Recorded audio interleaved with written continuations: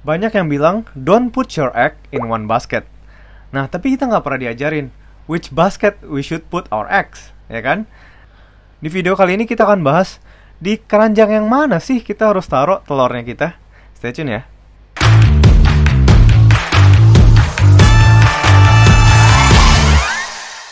Kita harus sama-sama ngerti kalau teknik diversifikasi itu berbeda setiap level kekayaan dan juga tujuan keuangan.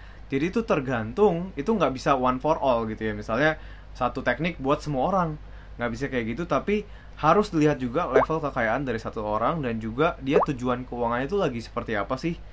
Kalau segi tujuan itu juga dibagi dua. Pertama, tujuannya itu dia lagi mau memperoleh kekayaan atau dia lagi mau mempertahankan kekayaan.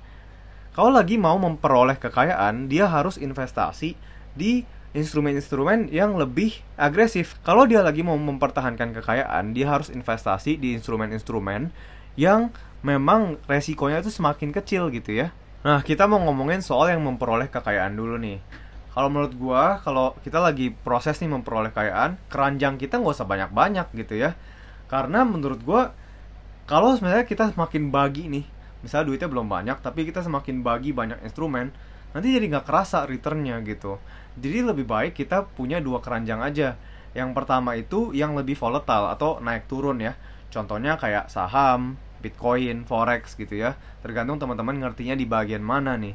Nah, terus yang kedua adalah yang lebih tetap pendapatannya. Contohnya seperti kayak P2P gitu ya. Terus misalnya obligasi ya. Jadi pendapatannya tiap bulan tetap.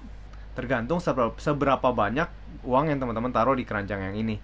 Nah, jadi kalau gue sih seperti itu. Gue cuma taruh di dua keranjang.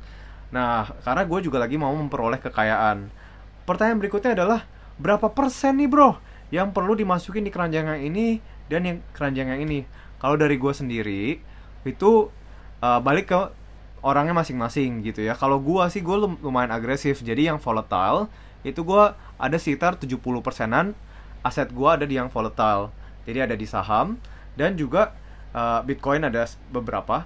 Yang pendapatannya tetap gitu ya, P2P lending, obligasi itu ada 30% dari aset gue sendiri gitu. Tips gue juga, kalau buat yang tetap nih, buat yang keranjang tetap, pemasukan tetap, itu kalau bisa teman-teman jangan tarik dulu sampai dia ngegulung terus. Jadi begitu dapat bunganya itu digulungin lagi, begitu dapat bunga lagi digulungin lagi. Jadi berbunga itu yang namanya compounding interest ya. Jadi seperti itu teknik supaya memperoleh kekayaan. Nah, buat teman-teman yang lagi mau mempertahankan kekayaan, misalnya duitnya teman-teman misalnya udah 10M gitu ya, yang teman-teman mau mempertahankan 10M-nya ini.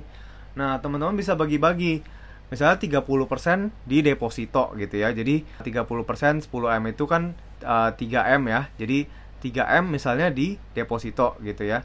Terus 20%-nya atau 2M di emas, terus 5M-nya misalnya di properti gitu ya. Jadi itu sudah ke distribusi ke instrumen-instrumen yang cenderung aman gitu ya, cenderung lumayan aman lah untuk mempertahankan kekayaan. Itu tips dari gua buat teman-teman yang mau mempertahankan kekayaan.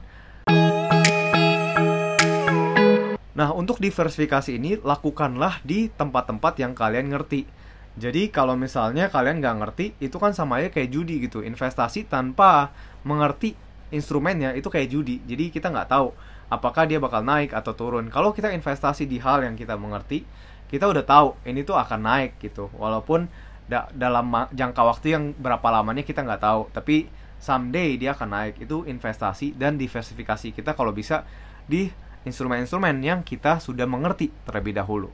Nah, minggu depan kita akan belajar tentang cara hitung valuasi saham atau valuasi perusahaan ya.